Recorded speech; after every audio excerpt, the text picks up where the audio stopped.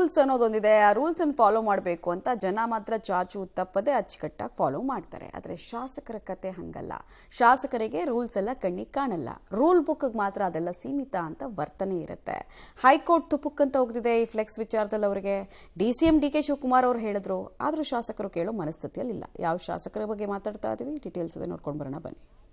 ವಿಜಯನಗರ ವಿಧಾನಸಭಾ ಕ್ಷೇತ್ರದಲ್ಲಿ ಫ್ಲೆಕ್ಸ್ಗಳ ಅಬ್ಬರ. ಬಿಬಿಎಂಪಿ ಅಧಿಕಾರಿಗಳ ಕಣ್ಣಿಗೆ ಕಾಣಲ್ವಾ? ವಿಜಯನಗರ ವಿಧಾನಸಭಾ ಕ್ಷೇತ್ರದಲ್ಲಿ ಯುಗಾದಿ ಹಬ್ಬದ ಫ್ಲೆಕ್ಸ್ ಬ್ಯಾನರ್ಗಳು ಗಲ್ಲಿ ಗಲ್ಲಿಯಲ್ಲೂ ರಾರಾಜಿಸುತ್ತಿದೆ.